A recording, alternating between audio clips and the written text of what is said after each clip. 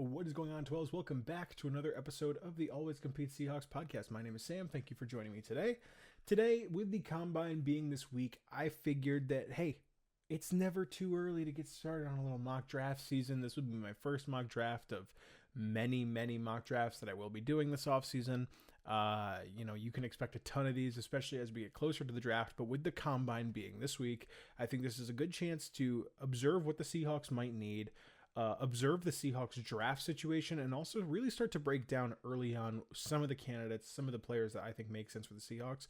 I will let you guys know, I am not necessarily a draft expert. I am just kind of going off of, I've watched tape on a couple of players, and then also, I'm going off of consensus, what I've heard from most analysts who might fit the Seahawks based on what I've heard. So, in general, this is just going to be a fun little experiment here. I'm going to go through a simulator here on the, I believe this is Pro Football Network. Let's just jump right in. We're going to start with this mock draft. So, obviously, the Seahawks have the 32nd pick. It's going to be interesting to see. We can kind of examine here what this simulation has happening. We have three trades. It looks okay. Anyways, let's just focus on what this simulator has happening first here. So it has the Texans jumping up to 7. They must have, that is a ton to get Spencer Fano, Ruben Bain, with the Panthers trade up to get Ruben Bain. It's not really worth breaking down any of these players because none of them really have the possibility to be Seahawks. The first guy off the board here that maybe could fall to Seattle is Avion Terrell. They have him going to Dallas here. Akeem Mesidor could be a player that falls to the Seahawks. He's a high quality football player, playing opposite of Ruben Bain, but he is 25 years old, so he probably won't go 16, even though he might be just talent-wise like a top 15 player in the draft. He's 25, so he might even fall into the second round with that age concern. KC Concepcion is a player who I could see falling to the Seahawks. Really elite speed. Very talented receiver, pretty dynamic, has serious drop issues that might lead to him slipping down the boards. Dylan Thieneman is a player who I really think the Seahawks could go for if we lose Kobe Bryant. However, both him and Emmanuel McNeil-Warren are both safeties that are climbing up the draft board at a really fast rate. I would be pretty surprised if they end up falling. Omar Cooper is a good player. Denzel Boston, both good receivers. Caleb Banks is a really high-quality football player who just has injury concerns. Cassius Howell, R. Mason Thomas, these are both edge rushers here that are kind of designated pass rushers, kind of 6'2", 6'3", really twitchy, not necessarily powerful against the run. And then C.J. Allen is another player here. But we're on the board. These are the players that we have available. Caden McDonald, Colton Hood. Caden McDonald is kind of a more natural nose fit. I don't think that's a position that the Seahawks are going to be really looking at, interior defensive line. Colton Hood is a good player. Now, for the Colton Hood situation, his teammate, Jermod McCoy, is a corner who is a much higher regarded prospect than Colton Hood. McCoy has a torn ACL. He missed all of this season. However, there is a general regard that McCoy is a much better prospect. Hood, I think, is a good football player. I think that there are some athleticism concerns there. However, in the Seahawks system, it's not like you necessarily need to be super athletic to play corner. Going down the board, Ty Simpson, the Seahawks will not entertain taking a quarterback this year, I don't think. TJ Parker, a good edge rusher, pretty stout. This is a guy who had a very good 2024, like a lot of Clemson players. Very good 2024, bad 2025. It's the same way with Peter Woods. These are both guys who were top 10 candidates coming into this draft cycle, and then they had a bad college season, and then that kind of killed it for them. Zion Young is an interesting player. This is a guy who I think very naturally profiles as a potential match for the Seahawks. I could see the Seahawks really going hard after edge rush in this draft. It's a very deep edge rush class. You will hear that consistently as far as edge rushers and receivers. This is a good draft if you need either one of those positions.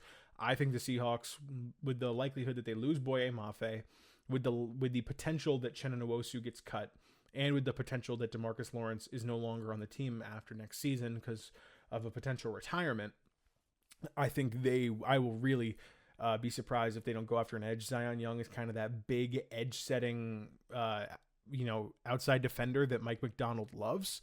So in general, I think that could be a very natural fit. However, there is some character concerns. I think he had a DWI earlier this year. Yeah, Young's pass rush play and counter arsenal still need development. Teams must do their due diligence on a DWI arrest this past December. So I think in general, Young is pretty highly regarded amongst his teammates as a leader, but something to think about when you're thinking about Zion Young. D'Angelo Pons, you will continue to hear people saying if D'Angelo Pons was 5'11" or 6 feet tall, he would probably be a top 15 pick in the draft. D'Angelo Pons is 5'9", really closer to 5'8".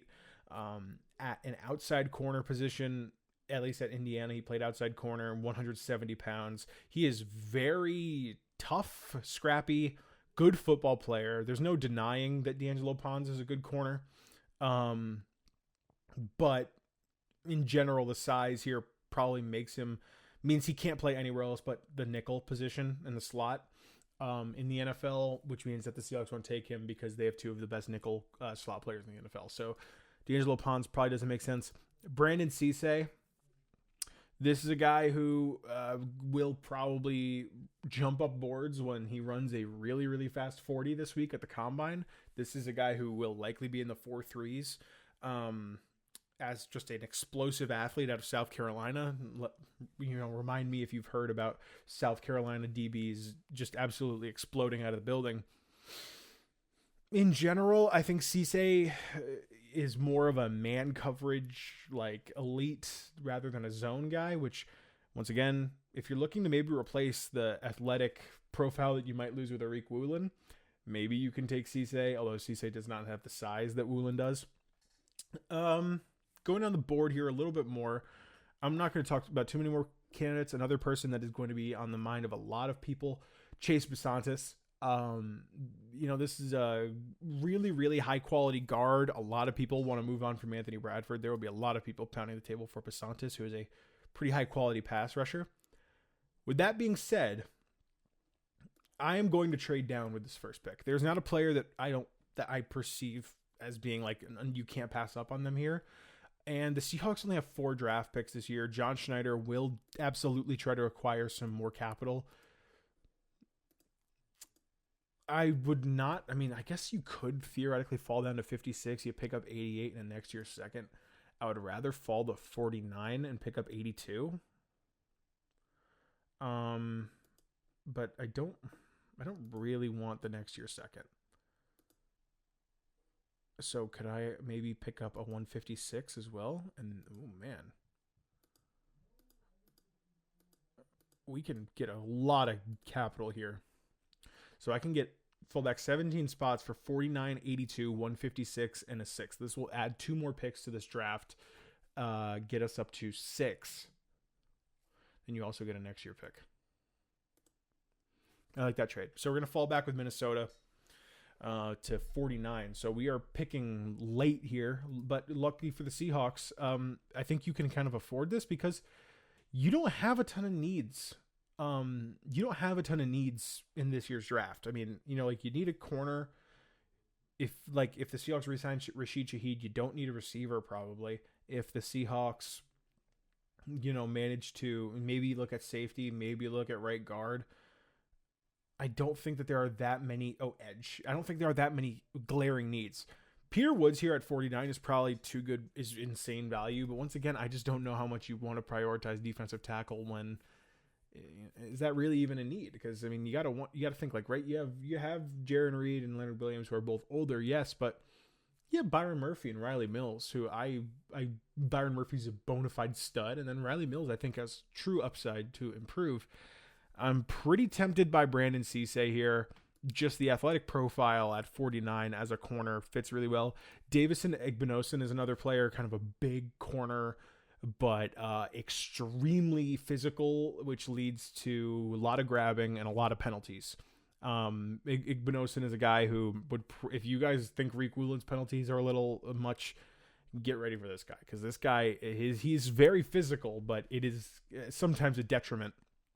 Gabe Hawkes, I believe this guy's name is how it's pronounced. I think this could be a fit at edge. Keith Abney is a really interesting player. I think he's a very good corner. I think he's a good tackler. And, Abney's max outcome could be similar to Jalen Johnson because he's not an elite athlete, but he's extremely fluid. And this is a story that I keep hearing Dane Brugler talk about. This guy was a national champion inline skater as a child, and as a teenager. So this is a guy who is very fluid, good mover, not necessarily an elite athlete like Cisse, but he might be a better scheme fit.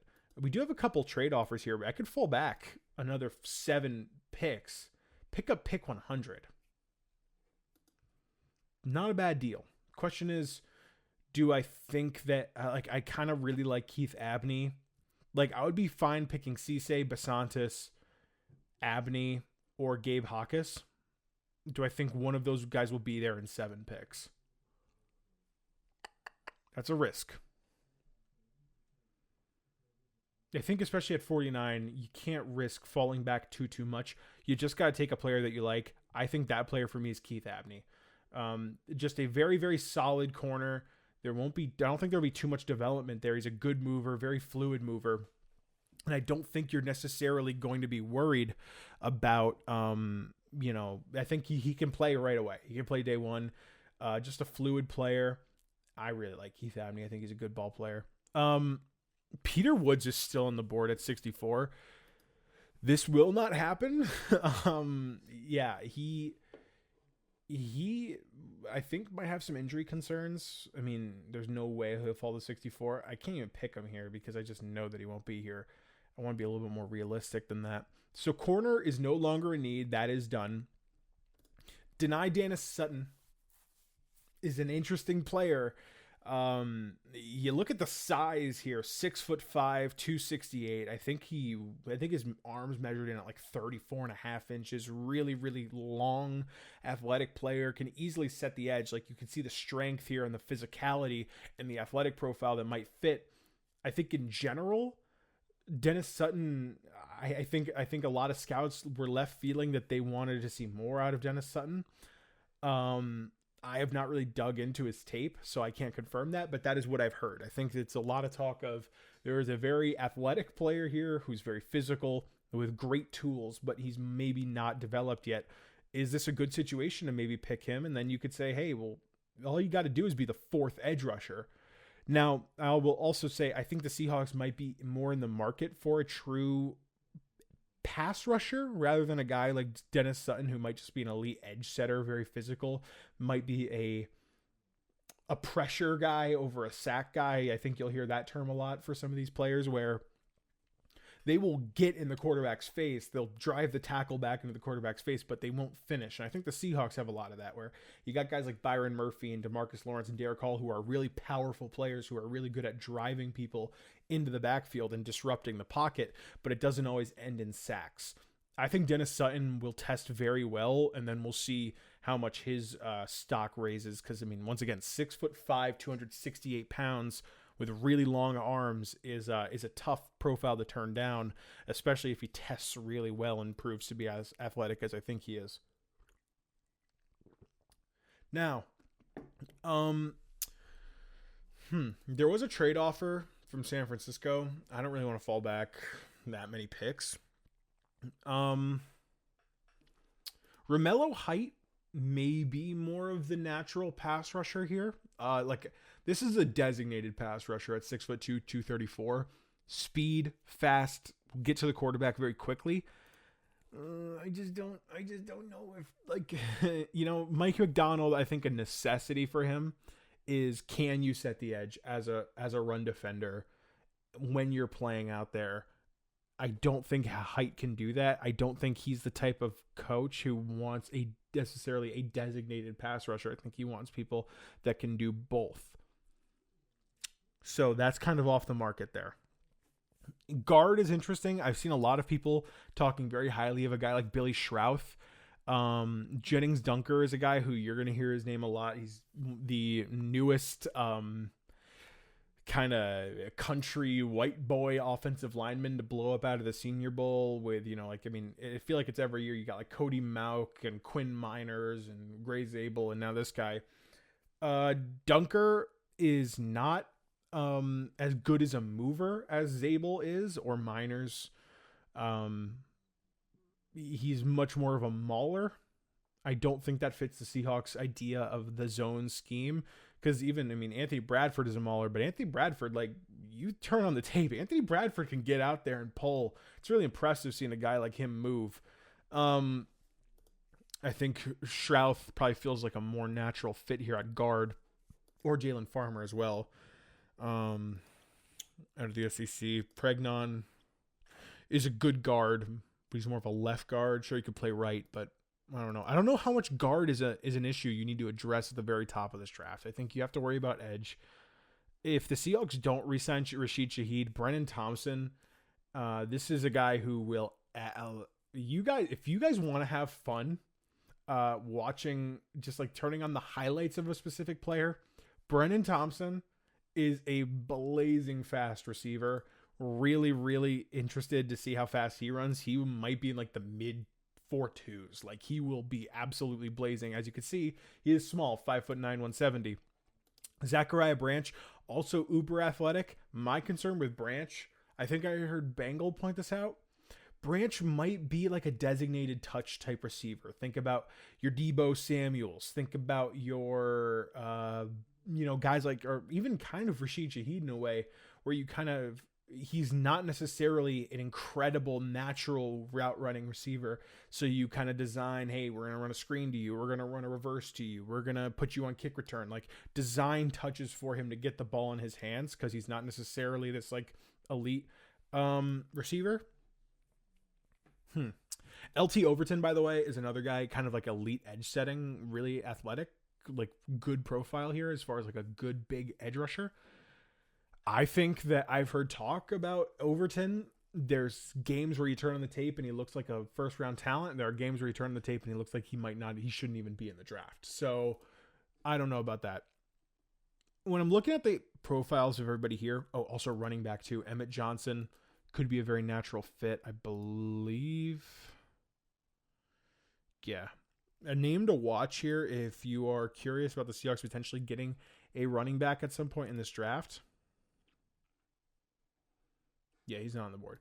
Let me see if I can find him. Where did he go? Jadarian Price. He is Jeremiah Love's backup. You guys should know about Jeremiah Love if you're in tune with the draft. Jadarian Price, I think, has been getting a lot of buzz as someone to not sleep on. He could be like a sneaky, like getting to the end of the first round type of guy. In general for the Seahawks here, I'm not going to stall any longer. Pick 64. I like the profile of Dennis Sutton. I think you're putting him in a situation where he does not have to be a successful player right away. You bank on the athletic profile, you bank on the build, you bank on the power, and you say, hey, we're going to hope that this guy can turn into a productive player for us. I like Dennis Sutton here out of Penn State with pick 64. We did get pick 82 in a trade. We're going to get a couple offers. None of these interest me. Back on the board. So we got the edge rusher. We got the corner. For the Seahawks now, my mind goes to safety. Thinking about losing Kobe Bryant. Kamari Ramsey. This is a guy who really high quality, fast downfield safety. Tackling is a serious issue. I don't know how much Mike McDonald would like that. Could be a linebacker. This could also be the point where I could see the Seahawks entertaining taking a defensive tackle at this point, just a rotational guy. On the offensive side of the ball, though, I really think this could be the time for a running back. Mike Washington has been getting a lot of talk, 6'1", 225, like an athletic running back. I don't know necessarily if this is not a good running back class. You're going to hear that a lot as well. This is a pretty poor running back class. Like Katron Allen is a good player.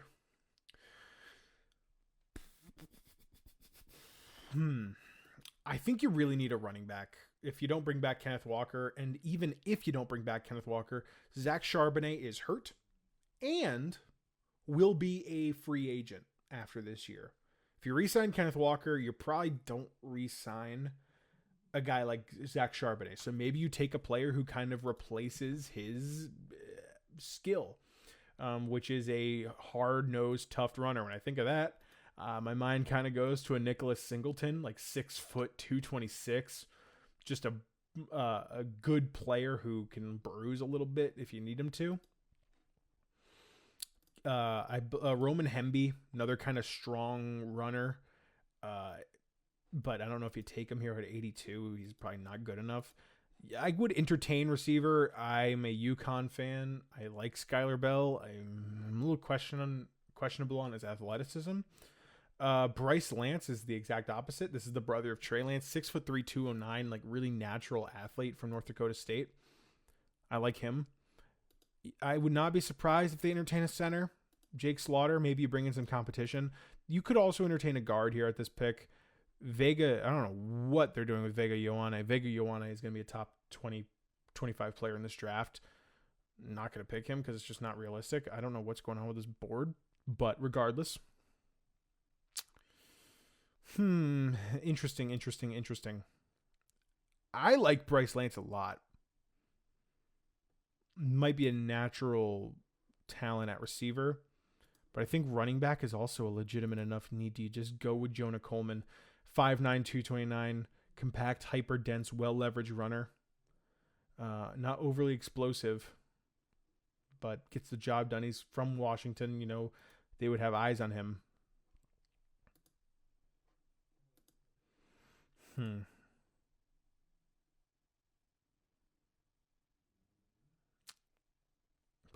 This is a tough one. I really think you need a running back. Like, if I'm thinking about the big needs, I would not hate safety. The question is, like, do you take a guy like Kamari Ramsey, who maybe isn't a great tackler? Lightning quick foot speed, coverage recalibration, impeccable balance. Yeah.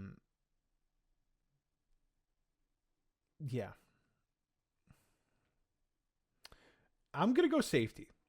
I'm going to go Kamari Ramsey here as a quality safety to likely replace the expected loss of Kobe Bryant this offseason. I like this trade. Fall back 13 spots, you pick up 146. I'm not even going to really think about that. I'm not really going to even look at the board. I'm just going to do it. So here we are. Pick 109. We have 146, 156, and 187 remaining.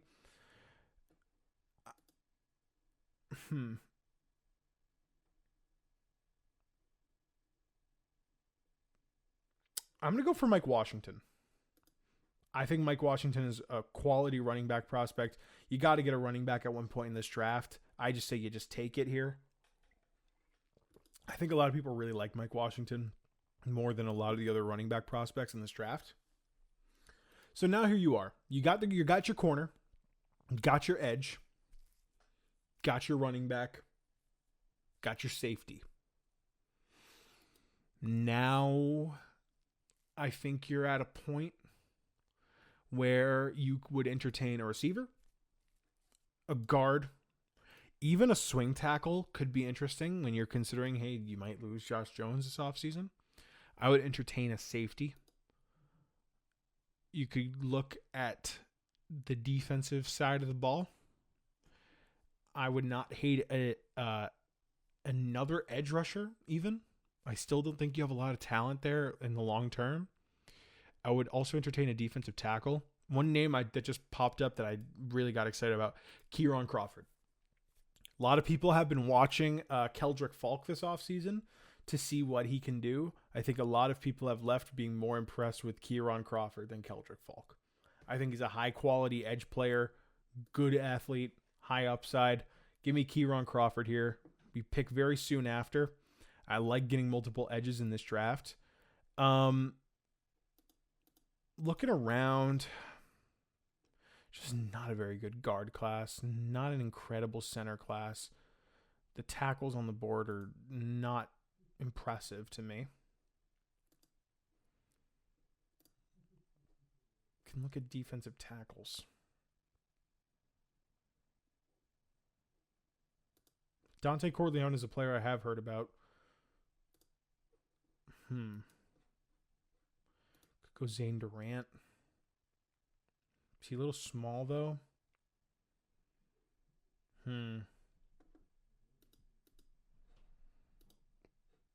We'll go Dante Corleone here at 156. Get some defensive tackle depth for the long term. You know, at this point, you're kind of taking bets on players. You're taking depth players, and you're taking players who you say maybe this guy can come along in the long run for me. And I do think I want to end this draft with a receiver. Looking around, not a whole bunch of names that I recognize here. I do recognize the name C.J. Daniels, 6'2", 205. Deshaun Stribling, I do recognize that name.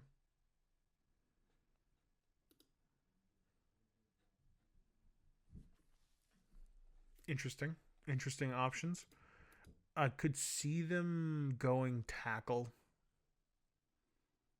like Carver Willis, just out of the state of Washington. You just keep them around. They tend to do that too, and they pick later down the board. So we'll go Carver Willis as a potential swing offensive lineman, swing tackle, and that should end the draft. We're going to simulate through the rest here, and hopefully finish up.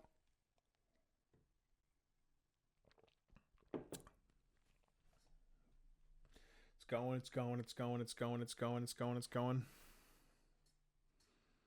And here we are. This is the draft. So we go from 4 picks to 7 picks.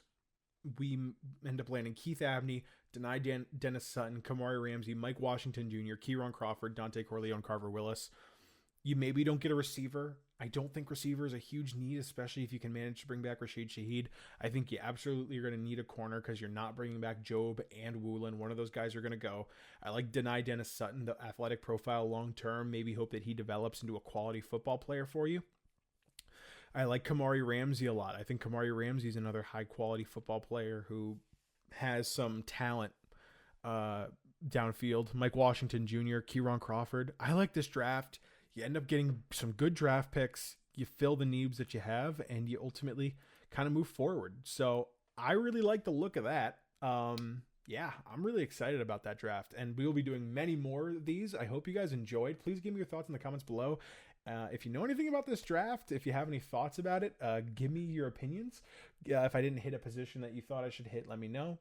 But in the long run, that's going to do it. So I hope you all enjoyed. Draft content will be coming very soon. Later this week, I will start to dive into the real Seahawks big needs in free agency, talk about potential targets there. So keep an eye out for that. But in the meantime, I hope you guys all enjoyed. I will see you guys in the next video. Peace out.